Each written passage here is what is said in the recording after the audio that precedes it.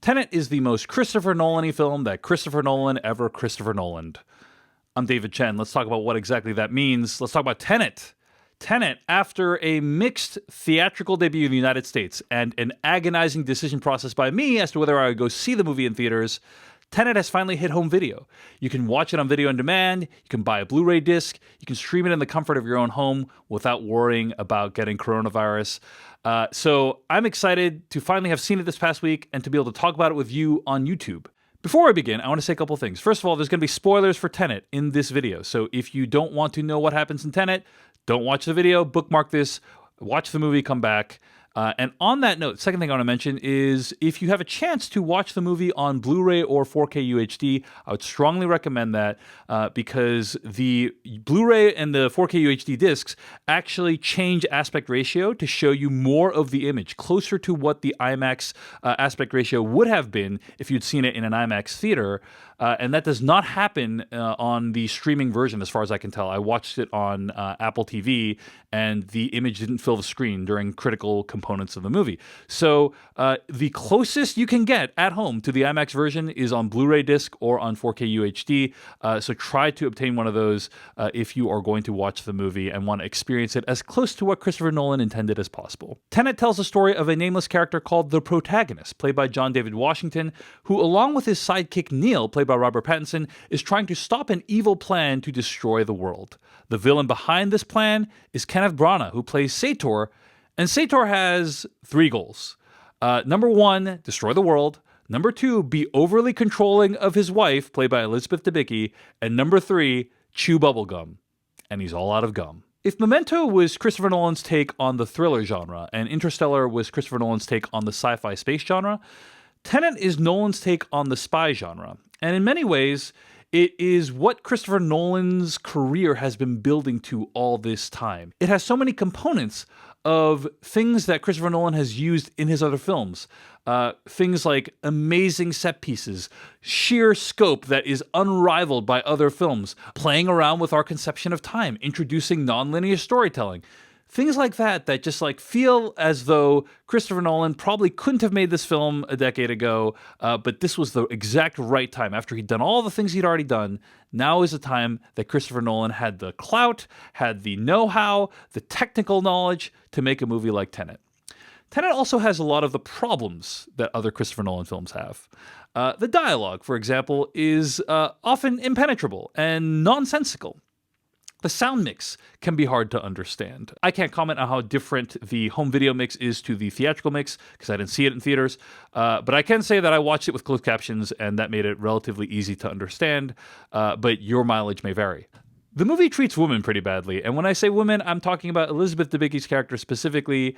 She has a completely thankless task. Of course, she's a super talented actress, and so she brings a lot to that role, but the role on the page, I can't imagine there is that much there. The plot is extremely convoluted. There's a lot of stuff that Christopher Nolan sets up in the first half of Tenet that really pays off in the second half, and there is some pleasure in watching it pay off, but also the kind of contortions that the plot needs to take to kind of get to those points in the first half. It does kind of strain credulity. It strains the viewer's patience. I can imagine people having a bad time with this film, which many people have reported they have. And yet, as I've already indicated, this movie has some of the most breathtaking set pieces ever committed to film. It has technical wizardry in it that is at times dazzling. Sometimes when I watch a film like this or like Mad Max Fury Road, I think of that speech that like Agent Smith gave in The Matrix about like looking at the Matrix and like marveling at its beauty, its brilliance. You ever stood and stared at it, marveled at its beauty, its genius? Sometimes when I watch a movie like Tenet, I think of the creativity and the brilliance it takes to come up with a concept like inversion, which is something that is a huge part of this film. The idea that you can reverse the entropy of objects and people and basically make them go backwards. And to then plan that out, to figure out a way to demonstrate that concept, then to go out and make it happen in the world, to figure out new technology to film things backwards, to write elaborate set pieces that will dazzle the eye and be super impressive demonstrations of this concept, and to execute it in the way that he did for this film. It's just so cool. It's so cool that we have a filmmaker in the world who's trying these things, who's taking these big swings, and I gotta love it. I love time travel movies. I love things that play around with time, and despite all this movie's flaws, which are numerous and substantial, I really appreciated Tenet. I really enjoyed watching it. It is a movie that you kind of have to watch multiple times to fully grasp what's going on. And some people might think that's a flaw of the film.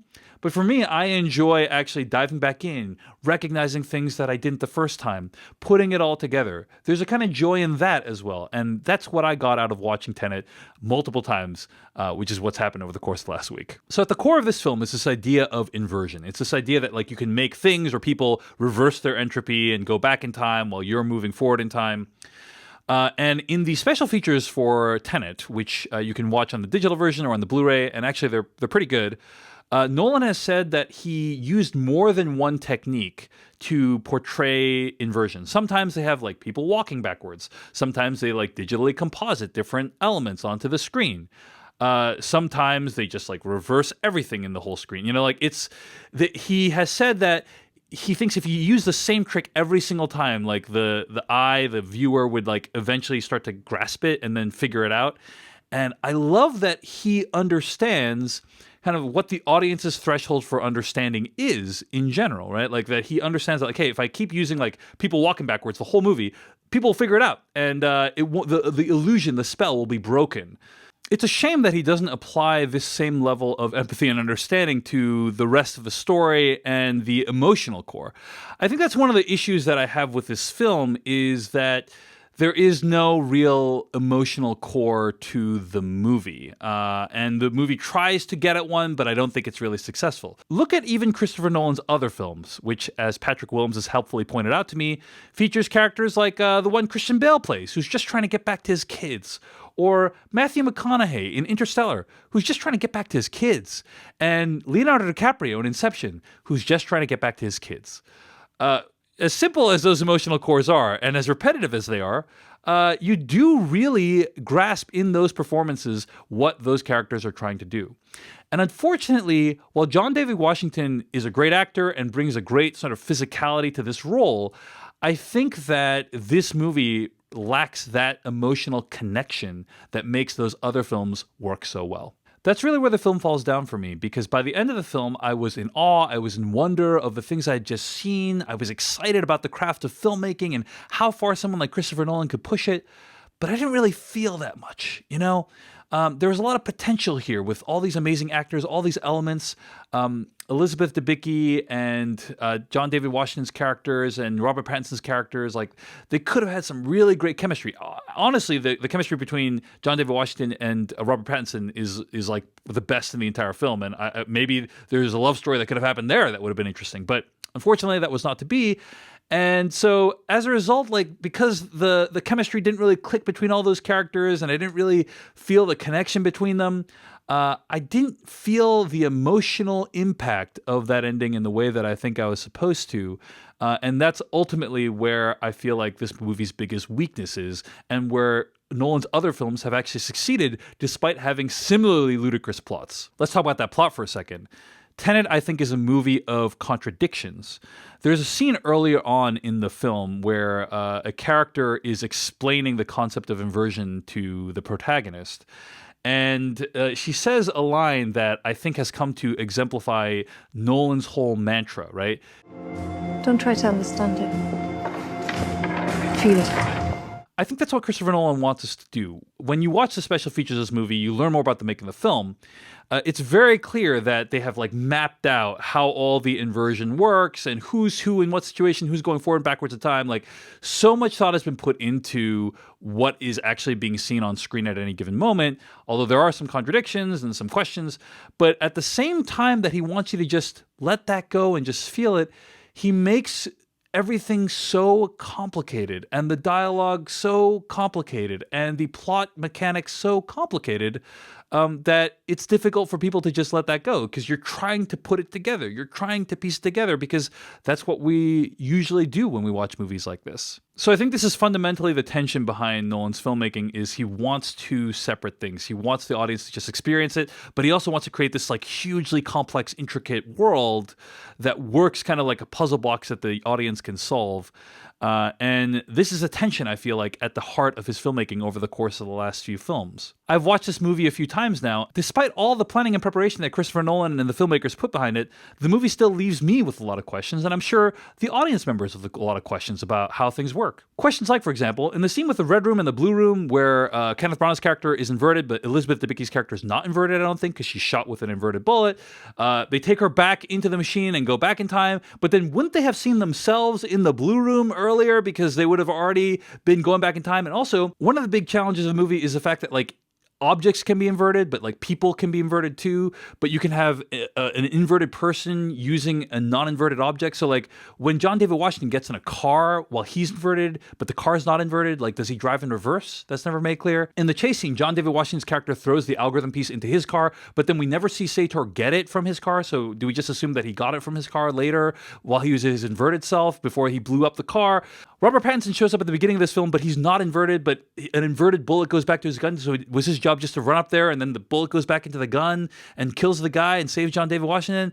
And also Robert Pattinson had to go back in time like months. So what was he doing during that time when he was being inverted, going back months, just sitting in a shipping container, hoping to not interact with non-inverted people? Like, how did that work to go back in time, like a long period of time, years even, which is implied by the very end of the film? Anyway, just a few questions like that. But you see what I'm saying, which is that the movie is so complicated. It raises all these questions, but that's not what Christopher Nolan wants. He just wants you to feel it. And as a pure sensory experience, I think Tenet is an absolute delight. As a movie you need to put together at the end and try to make it all make sense, it can be a bit confusing and disorienting. And it's also a movie, as I've indicated, where unfortunately I didn't feel that much at the end, and I really wanted to, like I did with movies like Inception and The Prestige. I want to close this review by talking about why the protagonist, played by John David Washington, might not have a name. Now, there's many filmmakers out there that make movies where the protagonist doesn't have a name. You know, I think of movies like Layer Cake, Clint Eastwood's Westerns, The Driver in the movie Drive, the Nicholas Winding Refn film. And I think in this movie, I have a few ideas for why he might not have a name, right? One is, as I indicated earlier, this is Chris Nolan's take on the spy genre. James Bond, one of the most distinctively recognizable names ever in the history of movies, a movie series that Chris Nolan really has admired and enjoys. But despite the fact that Chris Nolan really enjoys the James Bond movies, I almost feel like Tenet is a repudiation of the James Bond movies in the sense that the protagonist of this film doesn't have a distinctive name, doesn't have a name at all, doesn't get the girl, doesn't use cool gadgets, is super selfless. It's like Chris Nolan's ideal version of what a spy might be.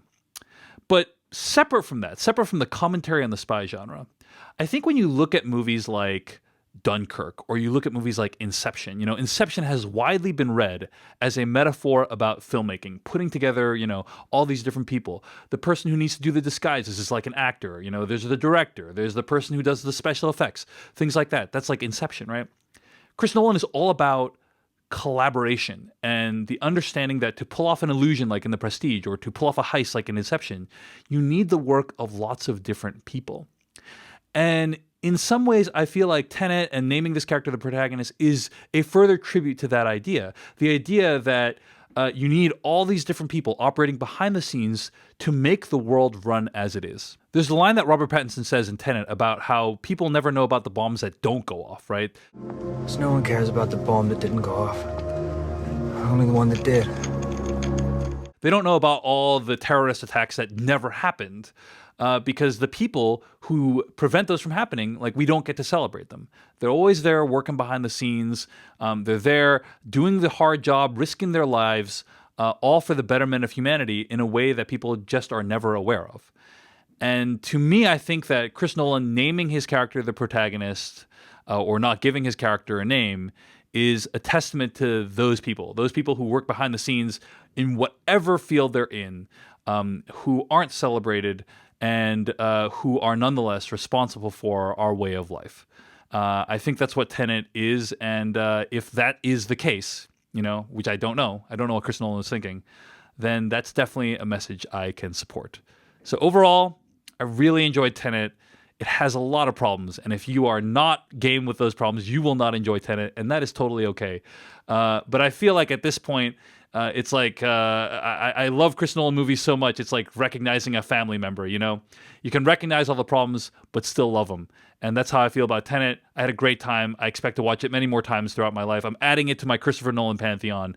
I hope you enjoyed it as well. I hope you enjoyed this review of Tenet, and I want to thank all the people who made this review possible, specifically my executive producers over at patreon.com/Dave Chen. I want to thank Jeff Evans, Mark Warner, Sid Yadav, Christopher Yeman, Stephen Austin, and Dan Flanagan. Thank you all so much for contributing over at patreon.com/Dave Chen. You are the reasons why I can keep doing what I'm doing. Thanks to all of my patrons over at patreon.com/Dave Chen. Y'all are awesome. And if you enjoy videos like this, you want more analysis, more commentary, hit subscribe, hit like, hit that bell icon. We'll see you in the next one.